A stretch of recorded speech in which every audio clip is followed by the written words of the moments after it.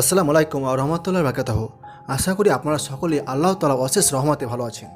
তো আজকে আলোচ্য বিষয় এই যে নামাজের ভিতরে ও বাইরে টোটাল 13টি ফরজ বর্ণনা করবো আজকে আমি।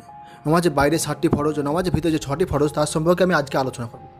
যেমন নামাজের বাইরে 7টি ফরজ হলো এই। প্রথমত হচ্ছে শরীর সবসময় পাক হওয়া দরকার, কাপড় পাক হওয়া দরকার এবং নামাজের স্থান পাক হওয়া চাই। সত্তর ঢাকা এবং অর্থাৎ যেটা বলতে চাইছি নাভি থেকে হাঁটু পর্যন্ত ঢাকা, তবে কাপড় থাকলে পায়জামা বা লুঙ্গি বা জামা ইত্যাদি পরা জরুরি।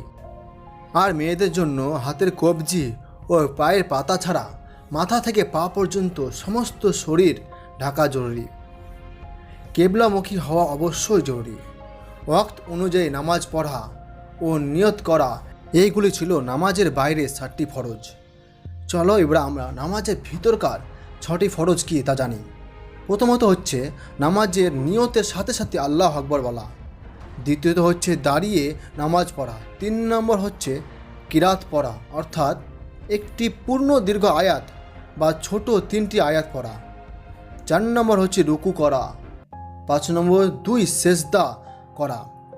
6 নম্বর হচ্ছে কিনা শেষ বৈঠক বা নামাজের শেষাংশে আত্মীয়াতি পড়তে যে সময় ব্যয় হয় ঠিক শেষ পরিমাণ সময় বসা। উল্লেখিত যেগুলো আমি আলোচনা করলাম তার মধ্যে যদি একটা ফরজ সময়ের মধ্যে কোনো একটি যদি জ্ঞাত অনুসারে বা ভুলবশত ছুটে যায় তাহলে নামাজ আবার পুনরায় পড়তে হবে। এই ছিল নামাজের 13টি ফরজের বর্ণনা। তবে এরপরে ভিডিওতে আমি নামাজের সম্পর্কে আরও অনেকই আলোচনা করব। আর এইরকম ইসলামিক আরও নলেজ পাওয়ার জন্য আপনারা আমার চ্যানেলের সঙ্গে যুক্ত থাকুন আর বেশি দেরি না করে সাবস্ক্রাইব করে দিন। আপনারা ভালো থাকেন, সুস্থ থাকুন। খোদা হাফেজ।